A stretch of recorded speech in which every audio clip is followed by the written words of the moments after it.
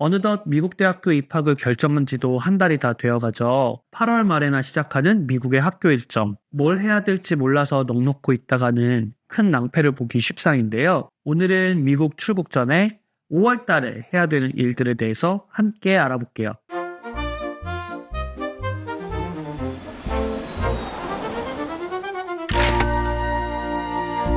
안녕하세요. 와이프 따라 미국 온 남편 제이콥 Y입니다. 지난 이야기에서 미국 유학 출국을 하기 전에 챙기지 말아야 될 물건에 대해서 함께 알아보는 시간을 가졌는데요. 사실 조금 뜬금없다는 생각이 들더라고요. 이제 막 유학을 결정했는데 출국할 때 이것저것 챙기지 마라? 해당 영상은 시간이 조금 더 지나고 진짜 출국짐을 챙기기 전에 다시 한번 보는 것으로 하고요. 꼭 다시 보는 거 잊지 마세요. 오늘부터는 매달 순차적으로 어떤 일들을 처리하고 해결해야 되는지에 대해서 하나씩 알아보는 시간을 가질게요. 진학 의사를 밝힌 4월 달부터 8월 달까지는 굉장히 바쁘게 다양한 일들을 해결해야 하는데요. 적절한 시기를 놓치면 출국 일정이 많이 틀어질 수 있어요. 수많은 유학생들이 비슷한 시기에 같은 일정들을 소화해야 되기 때문에 일들이 많이 밀릴 수도 있고 말이죠. 오늘은 특히 5월 달에 신속하게 처리해야 되는 일들에 대해서 알아보도록 할게요. 오늘 이야기하는 내용들을 신속하게 처리하지 못하면 출국 일정과 함께 오리엔테이션과 개강 일정 등 많은 일정들이 한꺼번에 틀어질 수 있으니까 모두들 집중하시고 그럼 다 함께 들어가 보시죠. 첫 번째로 I-20이라는 서류를 수령해야 돼요. I-20는 미국에서 유학하는 외국인들이 미국에 체류할 수 있는 자격을 증명하는 미국 이민국의 서류인데요. 이 서류가 있어야지만 미국 대사관에 학생 비자를 신청할 수 있답니다. 해당 서류는 학교가 세비스라는 시스템을 통해서 미 이민국 서류를 발급받는데요. 세비스란 미국 국토안보부가 교환학생이나 유학생, 교환교수와 같은 교육을 목적으로 한 미국에 오는 외국인들을 관리하는 시스템이라고 볼 수 있어요. 학교의 국제학생 담당 부서에서 요청하는 재정 보증 서류를 학교에 제출하면 학교에서 미국 당국으로부터 해당 서류를 발급받은 뒤에 학생들에게 보내줄 거예요. 아주 옛날에는 하드카피를 우편으로 보내줬었는데 저희 같은 경우는 이메일을 통해서 PDF 파일로 받았습니다. 하지만 전자문서 형태로 가지고 있는 것이 아니라 프린아웃을 반드시 해서 서명을 한 상태로 보관하고 있어야 해요. 가족과 함께 모두가 함께 출국해야 될 중년 유학생 부부들 같은 경우는 학생 본인뿐만 아니라 함께 출국하시는 모든 가족 구성원들의 서류를 받아야 하는데요. 미국 국적자나 영주권을 가지고 계신 분들 외에 모든 외국인을 위한 서류를 받아야 하고요. 이 서류가 학생 비자를 발급받는 증명 서류가 되는 거랍니다. 미국에 오셔서 생활하시게 되면 알게 되겠지만 이 I-20라는 서류는 굉장히 중요한 서류예요. I-20 서류를 근거로 해서 미국에 있을 자격을 증명하는 거거든요. 따라서 이 서류를 잃어버리지 않도록 각별한 주의가 필요해요. 저는 심지어 제가 지난번에 20년 전에 처음 미국에 왔을 때부터 지금까지 발급받았던 모든 I-20를 아직도 보관하고 있어요. 미국에서 받게 되는 이민국 서류 같은 경우는 그만큼 중요하답니다. 합격과 함께 입학을 결정하셨다면 그 무엇보다 I-20를 빨리 발급받을 수 있도록 신경을 쓰셔야 해요. 이 서류를 발급받고 나서야 비로소 미국 비자 신청과 인터뷰를 신청할 수 있거든요. 특히 비자 인터뷰 같은 경우는 여름에 워낙 많은 사람들이 비자 인터뷰를 잡기 때문에 대기자가 진짜 많아서 2달 전에 신청을 해도 인터뷰를 잡지 못하는 경우가 태반이에요. 따라서 I-20를 발급받는 걸 그 무엇보다 우선순위에 두고 일을 처리해야 하죠. 저희 같은 경우도 I-20 서류를 발급받는 게 굉장히 녹록지 않았어요. 4년 전에는 아직 코로나 팬데믹이 한창이던 시기라 학교 행정이 원활하지 않았거든요. 하도 오고 가는 의사소통도 느리고 서류 발급도 늦어져서 제때 서류를 받지 못할까봐 걱정이 많이 됐죠. 하지만 다행히도 너무 늦지 않은 시기에 I-20를 잘 발급받았고 또 전자문서로 발급받았기에 제가 생각하던 시기보다 일찍 I-20 서류를 발급받을 수 있었어요. I-20를 발급받기 위해 학교에 제출해야 되는 서류는 재정증명 서류인데요. 보통은 학교에서 요구하는 금액 이상의 잔고증명서를 발급받아서 제출하게 돼요. 박사과정에 합격하시는 분들은 거의 대부분 학교에서 100% 재정 지원을 받고 오시는 경우가 대부분이지만 그럼에도 국제학생 부서에서는 재정 보증을 요구할 수 있어요. 만약에 재정 도움을 주시는 분이 본인이 아니라 부모님이시거나 혹은 다른 친척분들이시라면 잔고증명서와 함께 재정증명 동의서와 같은 서류를 함께 제출해야 될 수 있답니다. 학교에서 재정증명을 요구하는 금액이 적은 금액이 아니기 때문에 이 부분도 미리미리 준비해 놓으셔야 하고요.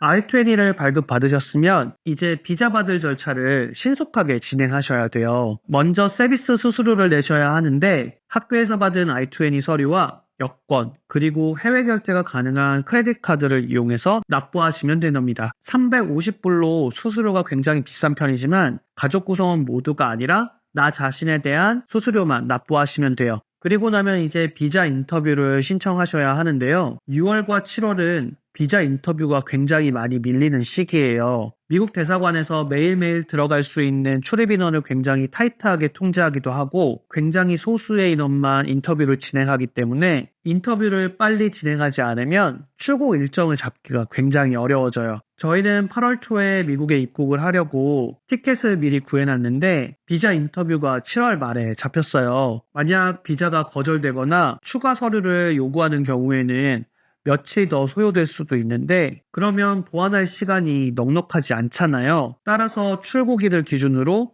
3주에서 4주 정도의 시간적 여유를 두시는 편이 꼭 필요하답니다. 일단은 I-20를 발급받고 나서 인터뷰 날짜를 잡을 수 있는 가장 빠른 날짜로 잡아놓되 수시로 인터뷰 예약 사이트에 접속을 하셔서 중간에 새롭게 열리는 날짜가 있지는 않은지 확인해 보시기를 추천드려요. 그렇게 해서 저희도 7월 초에 인터뷰를 할 수 있었답니다. 최근 미 이민국의 행정 절차가 굉장히 까다로워지면서 학생 비자의 거절률이 굉장히 높아졌다고 들었어요. 따라서 각종 증빙 서류와 신청서의 내용을 꼼꼼하게 작성하시고 인터뷰할 때 너무 당황하거나 경직되지 마시고 당당하고 여유롭게 인터뷰에 임하시기를 추천드릴게요. 보통 대학교와 대학원의 정규 과정에 입학을 하시는 분들 같은 경우는 비자 거절률이 그렇게 많이 높지는 않은 것으로 알고 있거든요. 인터뷰할 때 너무 쫄지 마시고 나 이렇게 좋은 대학교 대학원에 입학하는 진짜 유능한 인재다 이런 마음을 가지고 마인드 컨트롤을 하시면서 인터뷰를 하신다면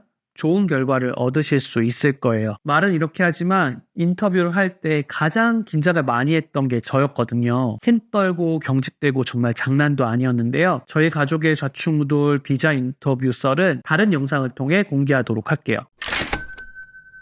이제 항공권을 예약할 차례예요. 아직 출국할 날이 많이 남았지만 불행하게도 여러분들이 출국할 시기는 여름 성수기예요. 티켓을 빨리 구하시는 게 좋죠. 출국 시기부터 고민을 하실 텐데요. 미국의 학생 비자 같은 경우는 학교 시작일에 30일 전부터 입국이 허용되고 있어요. 여러분들의 I-20 서류를 보시면 가장 빠른 입국 날짜가 적혀 있답니다. 당연히 티켓은 그 날짜 이후로 잡으셔야 되겠죠? 거의 대부분 8월 말에 시작하는 미국의 대학교는 7월 말 정도부터 입학이 가능하답니다. 구체적인 날짜는 개인의 I-20 서류를 확인하세요. 한차 한국의 여름 바캉스 시기이기도 하고 미국도 여름이 끝나고 각자의 터전으로 돌아가는 시기여서 비행기 티켓은 비쌀 수밖에 없어요. 보통 유학으로 티켓을 끊을 때는 편도로 끊게 되는데 편도여도 그 가격이 만만치 않죠. 저희처럼 온 가족이 함께 미국에 가는 거면 티켓값만도 장난이 아니게 비싼데요. 그래도 비행 여정은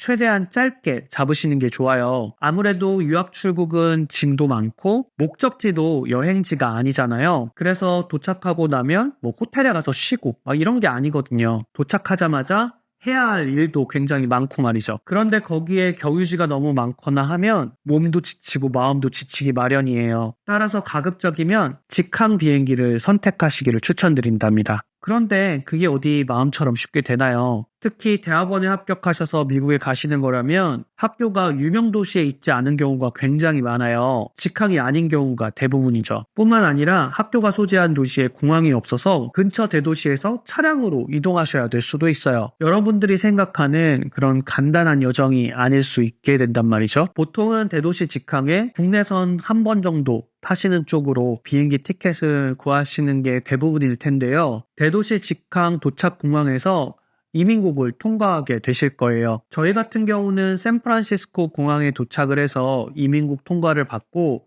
그 다음에 거기서 국내선으로 다시 한번 저희가 살고 있는 도시로 이동을 했거든요. 이런 점도 잘 고려하셔서 항공권을 선택하시기를 추천드릴게요. 또 경유지에서의 시간도 고려해야 해요. 연결 항공편의 시간 간격이 너무 짧게 되면 잘못하다가는 비행기를 놓치실 수도 있어요. 요즘은 미국의 공항이 굉장히 혼잡하기 때문에 평소보다는 더 길게 경유 일정을 짜시는 걸 추천드려요. 또 온 가족이 함께 이동하시는 것도 염두에 두셔야 하는데요. 특히 아이의 연령에 따라 긴 비행 일정을 감당하기 힘들 수도 있죠. 이런 사정들과 개인의 여건을 고려해서 항공권 예약을 하시면 된답니다.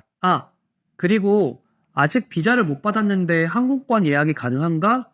라고 생각하시는 분들도 계실 거예요. 제가 그랬는데요. 여권만 있는 상태에서도 항공권 얼마든지 예약 가능하시고요. 나중에 출국하기 전까지만 비자를 받으시면 된답니다. 지금까지 유학 출국을 위해 5월 달에 해야 되는 일들에 대해서 함께 알아봤어요. 아직 시간이 많이 남지 않았나 하고 생각하시는 분들도 많으실 텐데요. 생각보다 시간이 많이 드는 행정 절차가 많아서 미리미리 처리하지 않으면 곤혹스러운 일들이 있으실 수 있으니까 잘 챙기시는 게 중요하죠. 혹시 유학 출국 준비와 관련해서 궁금하신 내용들이 있으시면 댓글이나 커뮤니티에 남겨주세요. 제가 겪었던 일들을 중심으로 친절하게 알려드릴게요. 오늘 이야기는 여기까지고요. 구독, 좋아요 잊지 마시고 그럼 다음 시간에도 재밌는 이야기로 다시 돌아올게요. 그럼 다음 시간에 만나요. 안녕.